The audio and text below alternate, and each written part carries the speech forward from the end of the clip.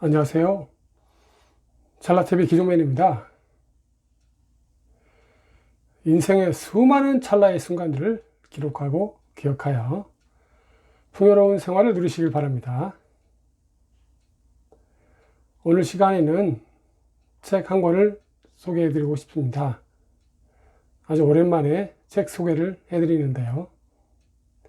제가 이번에 읽은 책은 공병호의 자기 경영 노트.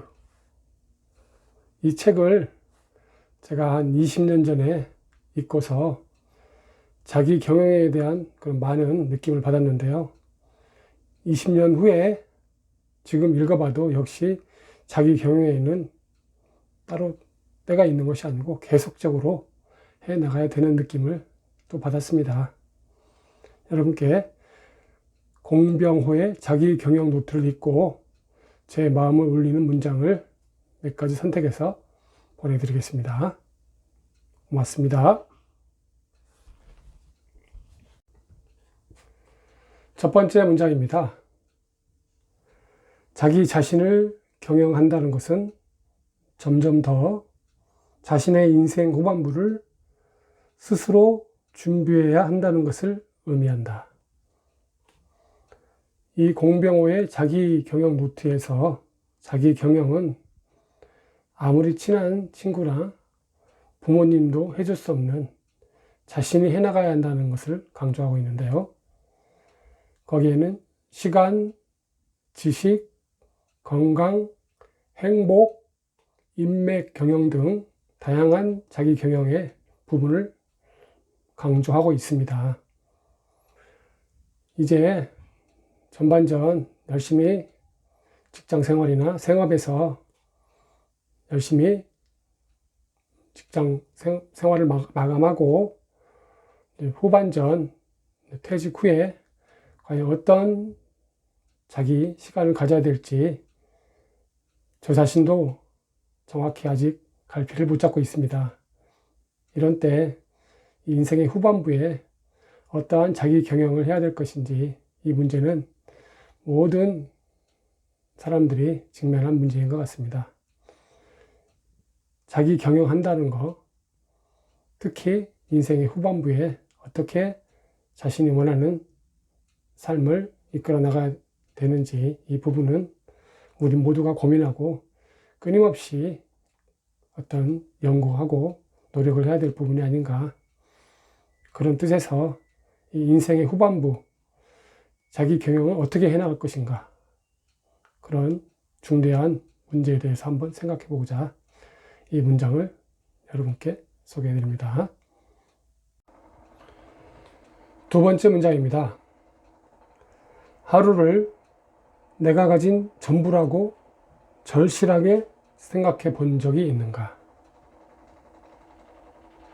우리가 행복이나 건강, 재산, 이러한 모든 경영의 문제는 결국 시간 경영에 달려 있는 것 같습니다.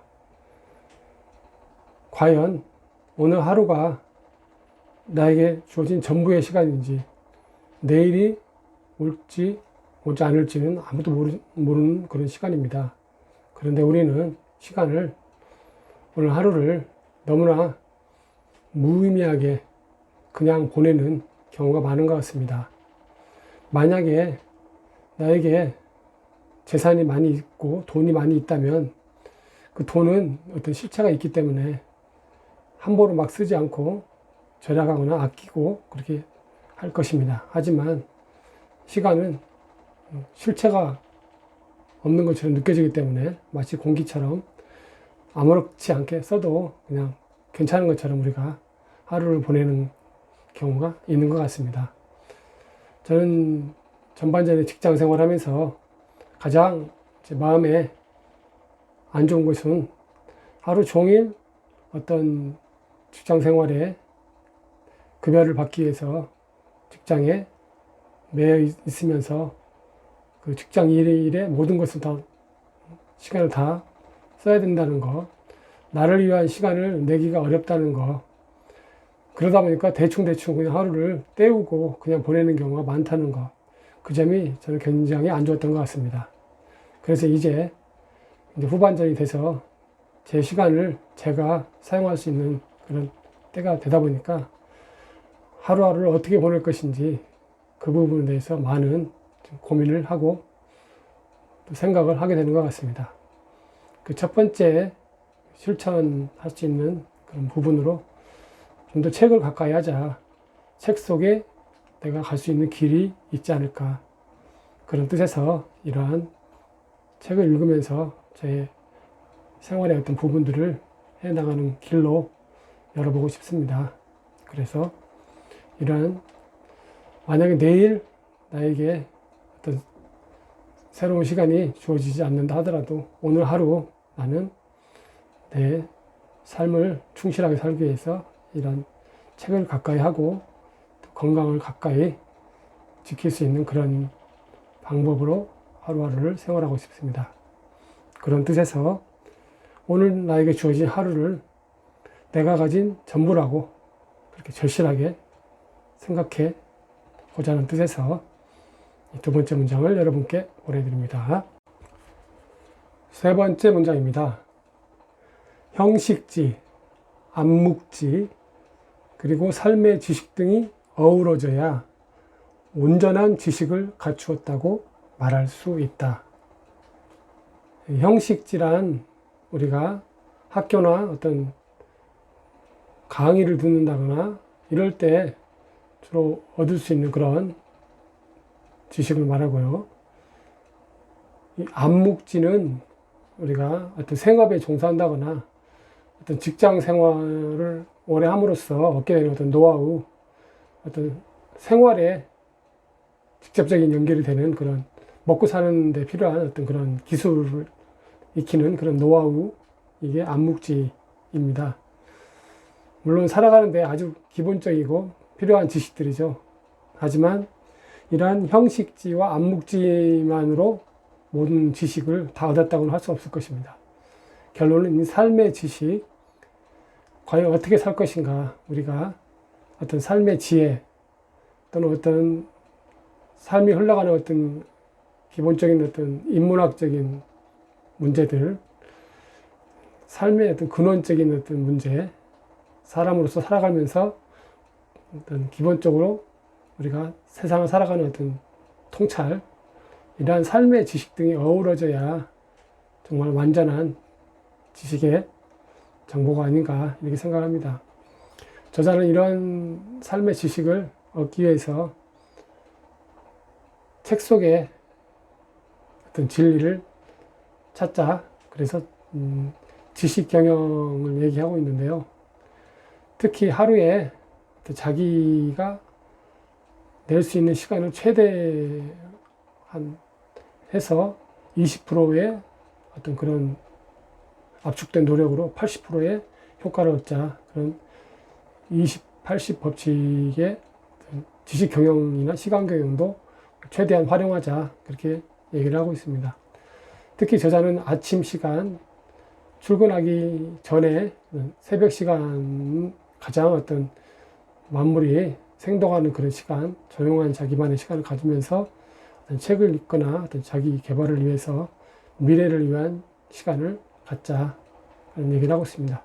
특히 책을 읽으면서 어떤 서문이나 어떤 압축적인 내용들을 많이 체크하고 20%의 어떤 책을 훑어봄으로써도 80%의 효과를 낼 수 있도록 그렇게 노력을 하자고 하고 있고, 그 다음에 책을 삶과 동시에 바로 24시간 이내에 책을 읽고, 또 책을 읽을 때는 아주 다양한 표시를 해서 책 속에 있는 내용을 확실히 이해할 수 있도록 그렇게 다양한 표시와 어떤 험하게 읽자. 그렇게 얘기를 하고 있습니다.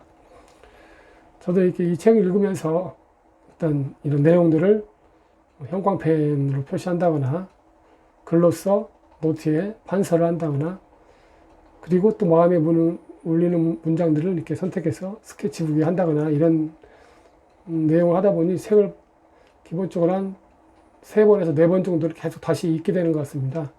그래서 한 번만 읽을 때보다 더 많은 내용들을 더 이해하고 더 느끼게 되는 것 같습니다. 이러한 형식지와 암묵지뿐만이 아니고 어떤 삶의 지식 등이 함께 어우러져서 완전한 어떤 지식을 얻기 위한 노력, 특히 이 책 속에 삶의 지혜를 얻기 위한 노력이 매일매일 어떤 시간 투자를 해서 이런 지식들을 얻기 위한 노력이 필요하지 않을까 하는 뜻에서 이 문장을 여러분께 보내드립니다. 네 번째 문장입니다. 우리의 행복은 미래라는 가상의 공간 속에 있는 것이 아니다. 우리는 지금 이 순간을 살고 있을 뿐이다. 우리는 살면서 더 많은 것, 더 큰 것, 뭔가 더 많이 가지고 더 큰 것을 해야만 행복할 수 있다. 지금 내가 가지지 않은 것을 훗날 가질 수 있어야 행복할 것이다.